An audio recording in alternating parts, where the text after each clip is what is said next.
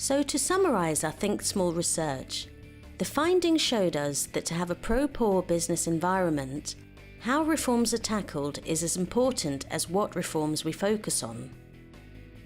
This is an important message for decision makers, but what does this mean for our work? Especially when some of the challenges that small businesses face require changes in local or national policies. For example, some of the small business owners we spoke to said things like, "My biggest challenge is that the cost of cheaply imported foreign food is so low that I can't compete and so I can't sell my goods and make a profit. The local tax rate is unfair and means that I have to pay more on my daily income just to be able to trade. Every time I get sick, there is nothing for me to fall back on. I can't work and so I don't earn." We can't solve these issues just through standard livelihoods programs. Instead, we need to develop different ways of working.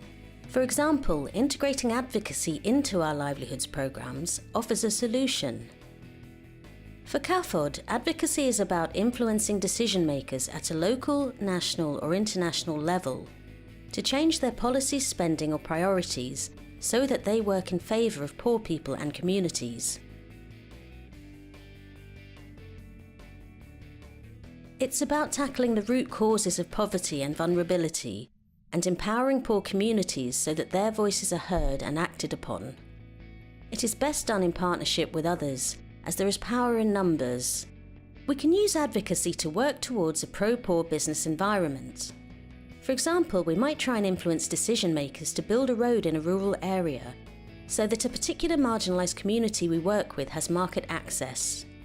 Or we might try to lobby decision makers to buy local rather than imported food for hospitals and schools to boost demand for small-scale food producers' products.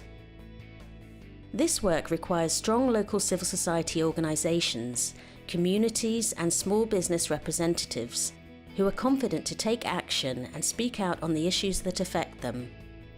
We therefore need to think about the type of skills and support that people need to be able to do this work. 5 important things we know so far. The business environment impacts on the success of small businesses and livelihoods projects.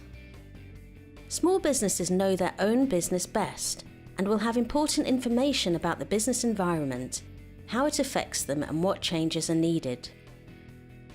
We need advocacy. Tackling challenges within the business environment may require more than programme support. Advocacy should be built into programme design and should support the capacity of local civil society and communities to influence policies that affect them. Building it in from the beginning can strengthen your programme outcomes. Advocacy is best done in partnership, as this builds the likelihood of success. There may be other civil society organisations who are also supporting small businesses that you could work with. This is just the start. You can join the process and shape the work. We'd love to hear from you. If you have any questions about enterprise development and supporting methodologies, please contact CAFOD's Livelihoods Advisor.